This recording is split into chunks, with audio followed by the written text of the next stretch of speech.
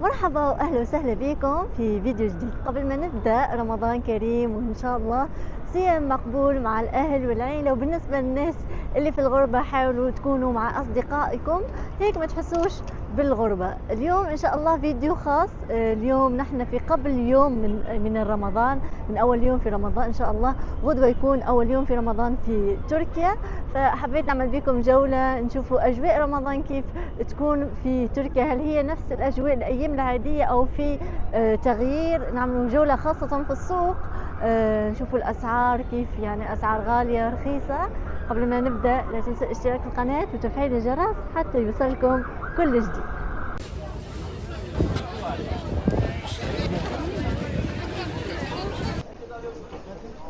هاي ما شاء الله. من اللهم بها ان شاء الله.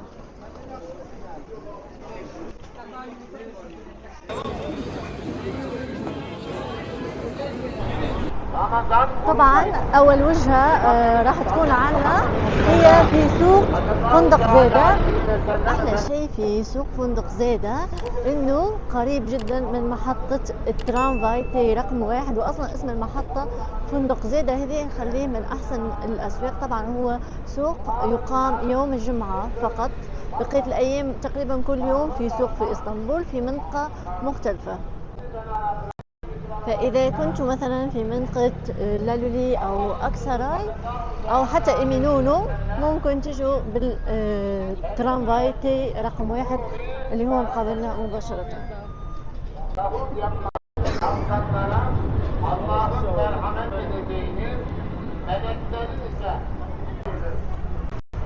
السوق هذا معروف بملابسه الرخيصة، مثله تقريبا مثل سوق الفاتح.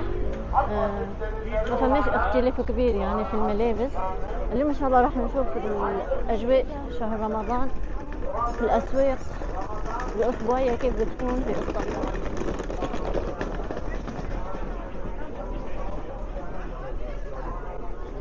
سوق كبير ما شاء الله، يعني فيه تقريبا 200 او 300 دكان. طبعا هذا الطرف كله يكون ملابس.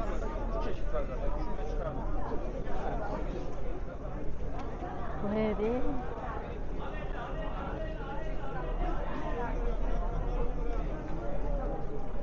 دايما نذكركم في الفيديوهات الاسواق اللي تكون موجوده في اسطنبول. مثلا يوم الاثنين في رامي، يوم الاربعاء في الفاتح، يوم الجمعة في فندق زيدة، وفي يوم الخميس يوم السبت والأحد في بكركوي. ملابس الربيع بدأت تنزل، وهذا ملابس للعيد الأطفال.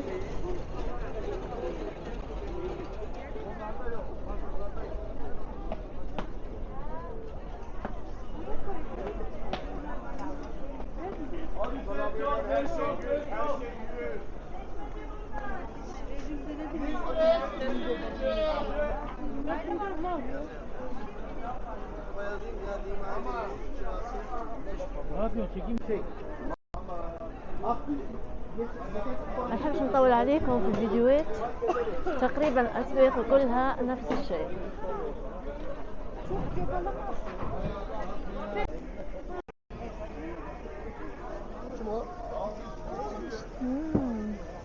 حجر ريح تفاحة أول مرة نشوفه في الكويت.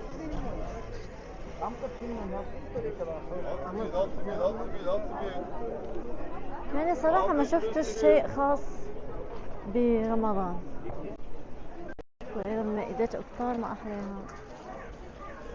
قلنا كذا Bu hafta kampanya 1400. 1400. شوفوا هون في عندهم ماكينات تختار بدك تعصر يطلع لك الزيت، زيت السمسم، زيت حبة السوداء، حتى الطحينة.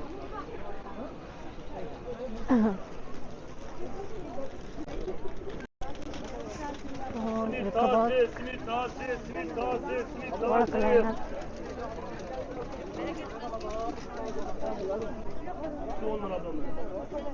والزيتون.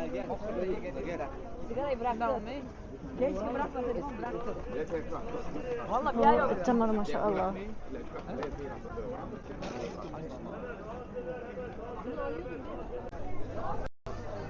شوفوا الفواكه ما شاء الله.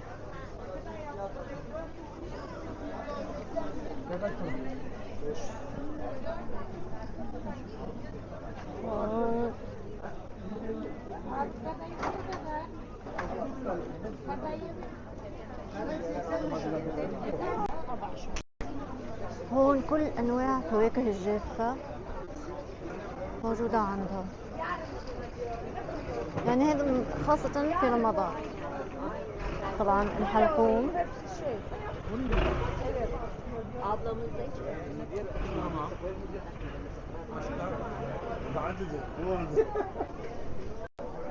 هون كل انواع المخللات ما شاء الله.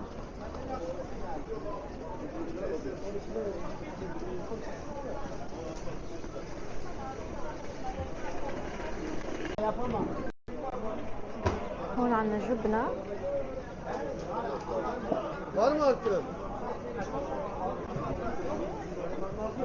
طبعا كل انواع الجملة.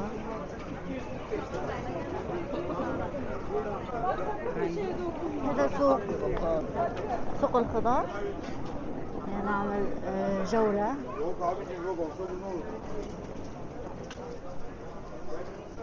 الأسعار دايما في السوق تكون أرخص بكثير من المحلات العادية يعني.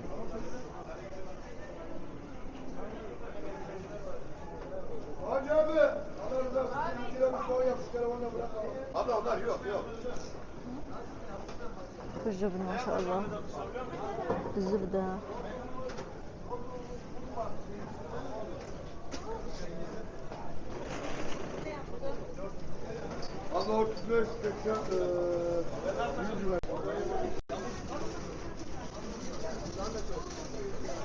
طبعا كل انواع الخضرة موجودة.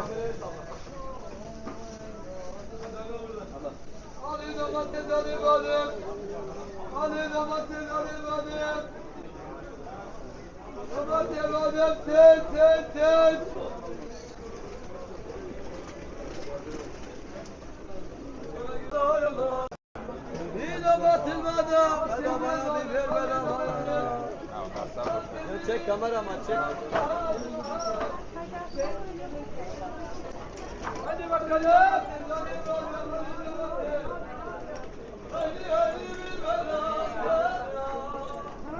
والمنطاد الكستاني.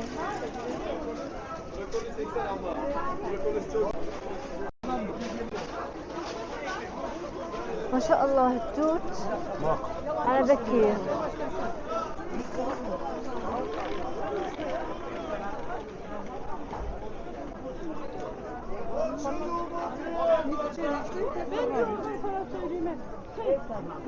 بقول بجميع انواعها.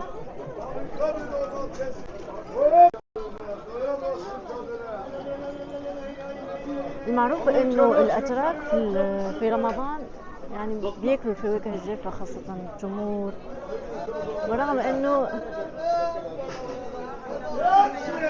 التمور تعتبر اسعارها غالية شوية. Abla hoş geldin, fazlalar çok güzel. وهون كل انواع البهارات.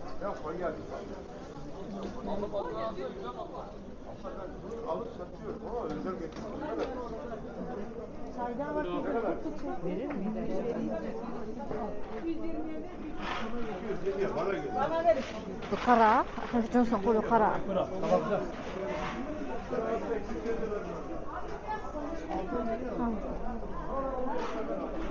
هذا باذنجان مجفف، طماطم مجففة.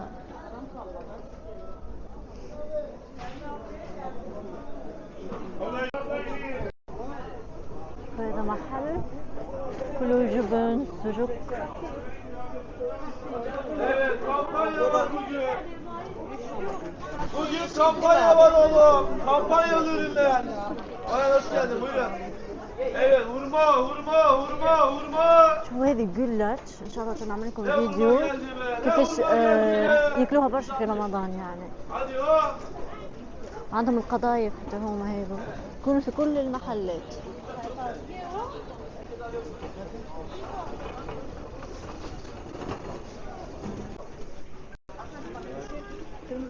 طبعا الجبنة في كل مكان.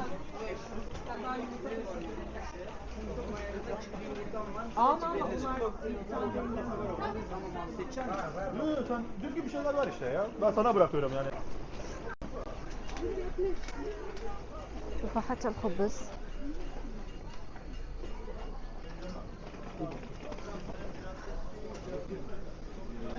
Abi bir şey terazime koyayım.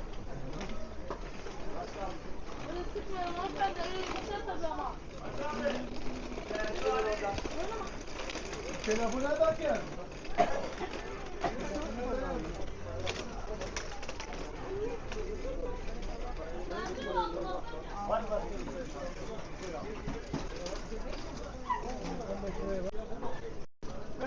فما أشياء يكونوا خاصين بشهر رمضان فقط، وفما أشياء يكونوا يعني حتى في الأوقات العادية موجودة. فمثلا الجبنة بزيادة يعني في العادة ما يكونش كثير محلات. الجلاش، القضايف، هذا بكون في شهر رمضان. محطتنا الثانية راح تكون منطقة إيمينونو. احنا بنعرف منطقة إيمينونو وخاصة السوق المصري فيها أجواء كثير حلوة خاصة في فصل رمضان، فخلينا نروح على هناك. Takım olarak. Ya bize bir tane olmuş. Hepsinin içine lazım. Ama tek bunlardan al. Tek takım. Büyüğü yok. Böyle kare olur. Hoş geldin.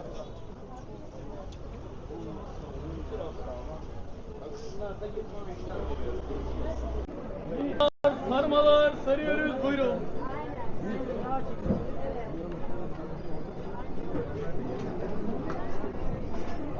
هذه الأجواء من إيمينونو.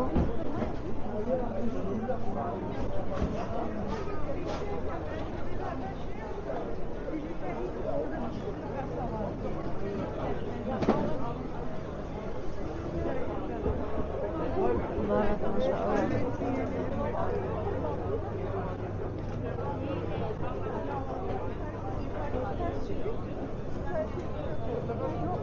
هذا طبعا مهمة أفندي، أحسن قهوة في تركيا مثل ما شايفين. المحل ما شاء الله.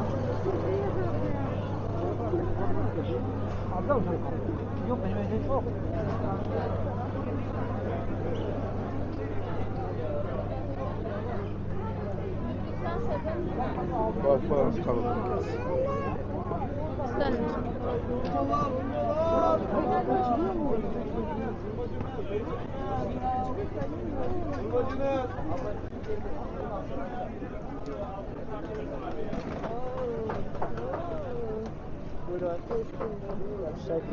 Başka zaman gibi. Teşekkür ederim. Sağ olun. أعطوني شاي. شوفوا هذا عنده شو اسمه، أنا خايفة الكيس الشاي يتكب علي حاليا.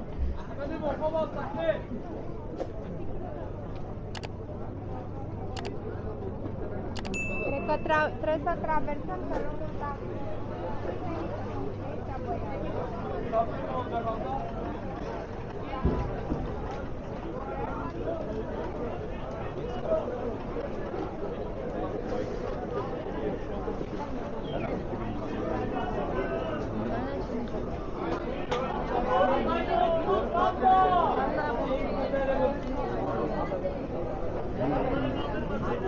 Hadi gel.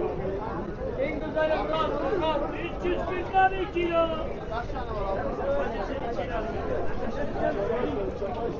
En güzeli Murat, Murat. Al bana duayı. Şaban. Şaban. Çocuklar seni bekliyor Şaban. Eğitimler seni bekliyor Şaban.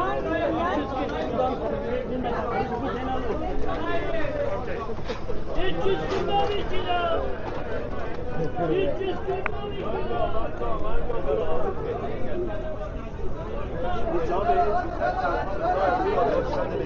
Buyurun abla, mango, mango safran. Mango safran, buyurun. المحل هذا يبيع الزيتون.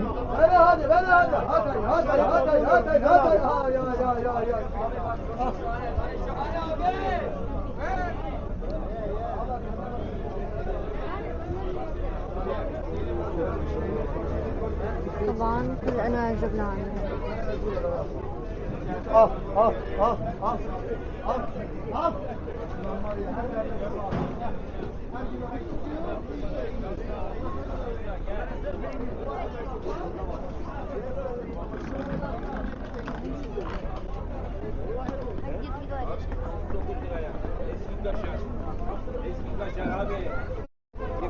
Sahura.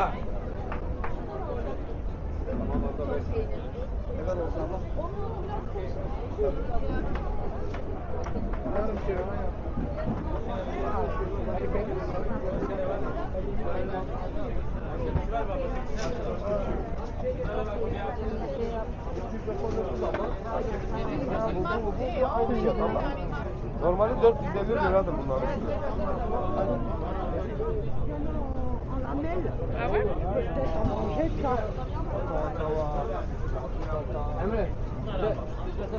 الأجانب مصدومين من الجبنة.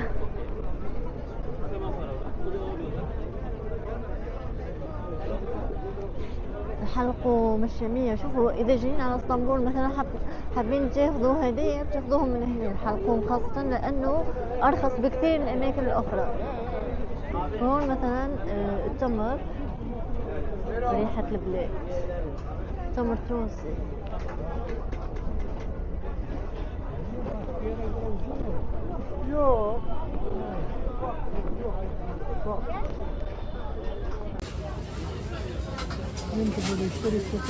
Buyurun.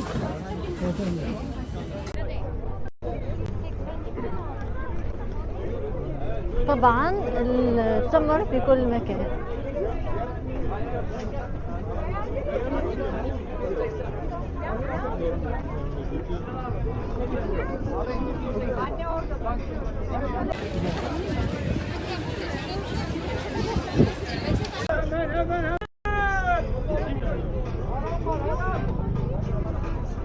لا اله الا الله محمد رسول الله. الله اكبر.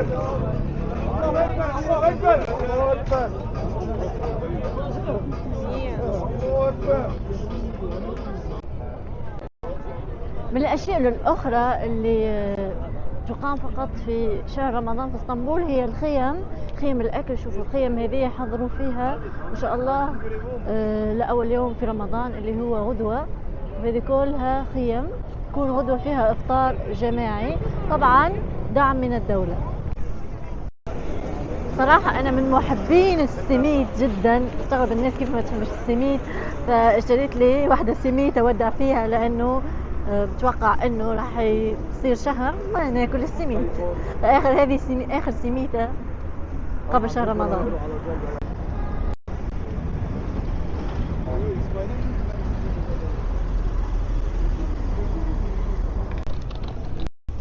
راح نركب العبارة ونروح على الطرف الآسيوي، المكان اللي رايحت له. إذا نحكي الاسم راح تستغربوا، راح تحكوا كيف في رمضان رايحة على هذيك المنطقة، فراح خليكم تكتشفوا لحالكم ليش رايحة على هالمكان بالذات يعني، واليوم بالذات.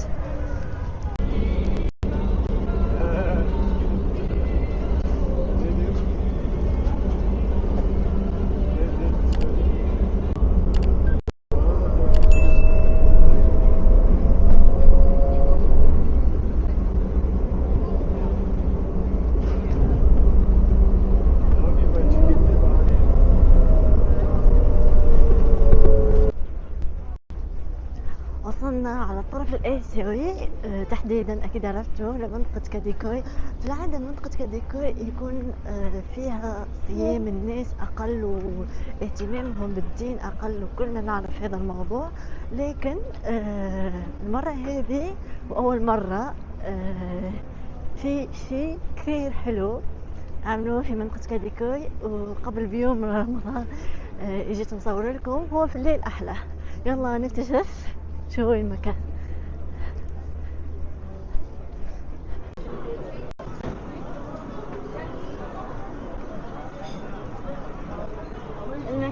عند شكرجي ايرور.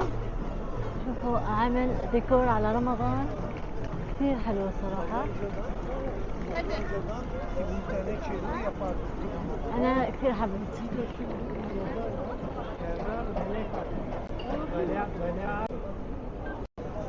طبعا هذا المكان معروف في رأس السنة يعمل ديكور يكون كثير حلو لرأس السنة، وهي أول مرة يعمل ديكور لرمضان.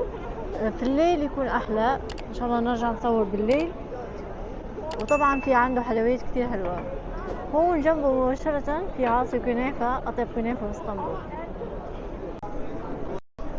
مثل ما حكيت قبل منطقة كديكور يعني حتى نجيو إن شاء الله الأيام الجاية ونعمل فيديوهات خاصة من المنطقة. في شهر رمضان ما تحسش إنه في شهر رمضان، يعني مو مثل منطقة الفاتح والطرف الآخر. حتى الناس مستغربة يعني لأنه في ديكور رمضان.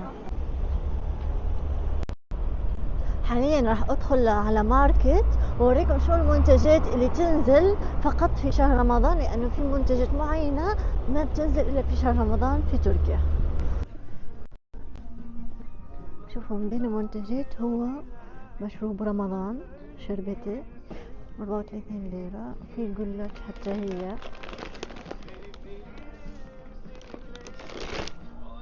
في الكعك، وفي هي جلاش.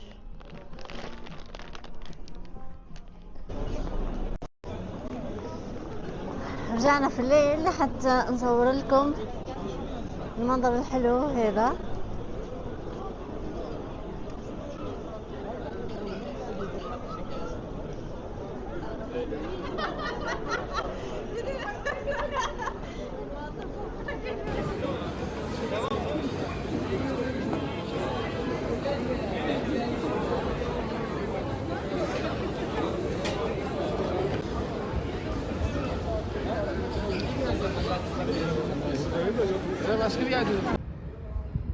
شوفوا من أحلى الحاجات كذلك في شهر رمضان يتم تزيين الجوامع بالطريقة هذه. للأسف الجامع مغلق، اضطريت نصور لكم من برا. هيك يا جماعة يكون خلصت فيديو لليوم. لا تنسوا الاشتراك في القناة وتفعيل الجرس، وإن شاء الله رمضان كريم. استنونا في فيديوهات كثير حلوة في شهر رمضان.